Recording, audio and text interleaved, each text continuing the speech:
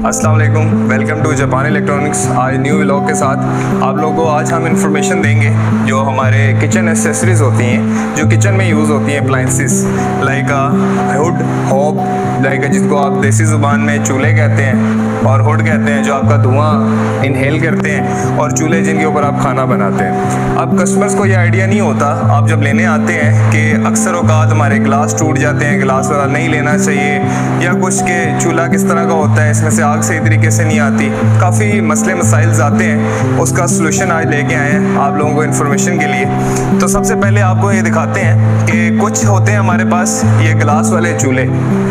अब कस्टमर ये कहते हैं कि स्टील वाला लेना चाहिए, गिलास तो टूट जाता है। अब आपने जब भी चूल्हा लेना है, आपने एक चीज़ याद रखनी है कि जब आप उसकी कटिंग करवाते हैं, उस कटिंग में आपका ये साइज़ एक्यूरेट होना चाहिए कि नीचे से जो इसका डिज़ाइन बनाया हुआ है स्टील के साथ, जो इसका बॉटम स्टील के साथ दिया हुआ है, प्रॉपर उसके ऊपर कटिंग करके आपने उस चूल्हे को फिक्स करना है। आप लोग गलती क्या करते हैं, सबसे बड़ी गलती आप लोग ये करते हैं कि आप चूल्हे की कटिंग करते हैं शीशे के हिसाब से। आप शीशे को वजन के ऊपर रखते हैं। जब शीशा सारा वजन उठाएगा, उसके ऊपर आपने देशके भी रखने हैं, पाए भी बनाने हैं, हांडी भी बनानी है, देन आपका सारा वेट ग्लास के ऊपर आता है। और ग्लास इस वजह से नहीं टूटता कि आप हीट अप हो गया था तो ठंडा हो गया तो इस वजह से टूट गया, नेवर। आपकी अपनी मिस्टेक होती है, आप इसकी कटिंग सही तरीके से नहीं करवाते। इसकी कटिंग हमेशा चूल्हा जब भी पसंद करें उसके बाद कटिंग करवाएं, क्योंकि इसका जो बॉर्डर होता है उसके नीचे स्टील का बॉर्डर दिया होता है, उसके ऊपर आपने वेट रखना है। सबसे पहला पॉइंट आपने ये याद रखना है। सेकंड, ग्लास टूट जाता है, क्यों टूटता है, क्या होता है? फर्स्ट ऑफ ऑल आप ये मिस्टेक जो मैंने आपको पहले बताई है, ये नहीं करेंगे तो आपका कभी भी ग्लास डैमेज नहीं होगा। सेकंड नंबर पे आता है, बेटा इसको चूल्हा सही करो। सेकंड नंबर पे आपका आता है कि ग्लास के अंदर क्वालिटीज कैसी कैसे। एक होता है नॉर्मल ग्लास, एक आता है टेम्पर्ड ग्लास, 9 mm का ग्लास। अभी आप देख सकते हैं ये डोनस का चूल्हा है। अब डोनस के अंदर 5 बर्नर्स दिए हुए हैं ग्लास के अंदर। अब अल्हम्दुलिल्लाह हम लोग ब्रांच पे डेली के 20 से 30 चूल्हे सेल करते हैं, और इजीली अच्छा, हमें कोई कंप्लेन नहीं आ रही, कुछ नहीं, क्योंकि हमारी टीम जापान इलेक्ट्रॉनिक्स आपको प्रॉपरली गाइड करती है। उसकी वजह सिर्फ और सिर्फ ये है। देन इसके अंदर हॉब्स आ जाते हैं, हॉब्स के अंदर बटन आ जाते हैं, ग्रिल आपकी स्पेशल डिज़ाइन की गई है। अब इसके अंदर जो हॉब यूज़ किया गया है उसकी क्वालिटी क्या है।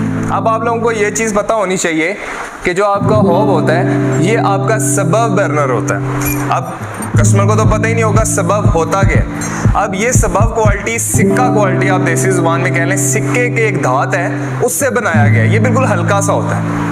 अब ये इसमें से गैस ब्लॉक नहीं होती, मैं डॉलर्स की बात कर रहा हूँ, इसमें गैस आपकी ब्लॉक नहीं होती, इजीली इसके ऊपर आप फिट कर सकते हैं। लेकिन एक चीज़ की एहतियात करनी होती है, डॉलर्स कंपनी इंपोर्टेड बनाती है।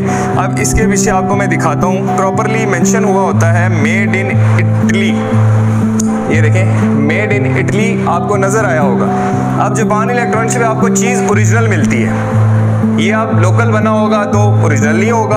अब इसको रखने का तरीका ये मैं आपको बताता हूँ। अब ये आपका नीचे हॉब की बेस आ जाती है।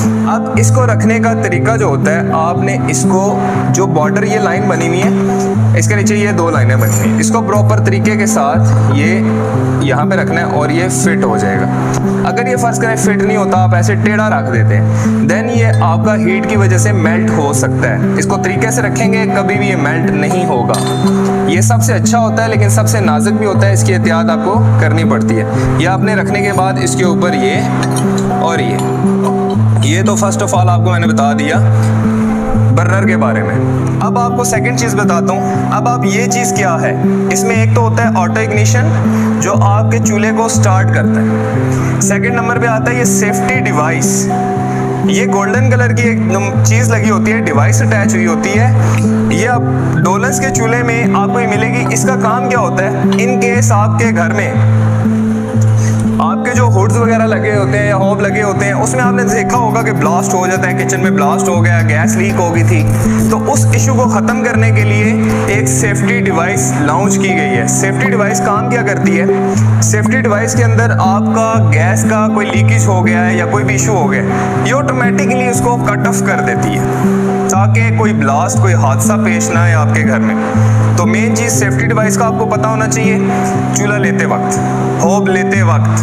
देन आपको पता होना चाहिए सेफ्टी डिवाइस का, आपका ऑटो इग्निशन का, चूल्हे को स्टार्ट करने के लिए ऑटो इग्निशन यूज़ होता है। उसके बाद आपका बर्नर कौन सा है? बर्नर हमारे पास जापान इलेक्ट्रॉनिक्स पे आपको सारी वैरायटी मिलेगी, हायर, डॉलेंस, उसके बाद बेट्रो, उसके बाद नेस गैस, ऑल ब्रांड्स अवेलेबल हैं अल्हम्दुलिल्लाह जापान इलेक्ट्रॉनिक्स से। लेकिन आपको आइडिया देने के लिए हमारा बहुत अच्छा स्टाफ भी आपकी खिदमत में हाजिर है। सेकंड चीज़, ऑटो इग्निशन का भी आपको पता चल गया, होब का भी पता चल गया, ग्लास का भी पता चल गया, कैसे कटिंग करवानी है, किस चीज़ का वेट कहाँ रखना है। अब कुछ लोग कहते हैं ग्लास गर्म हुआ हो, गीला कपड़ा उस पर लगा दें तो ब्लास्ट कर जाता है। उसमें 90% आपकी अपनी मिस्टेक होती है, वजन आपने डाला होता है, गर्म हुआ होता है और कोई ना कोई वजूहात बनती है, वो ब्लास्ट कर जाता है।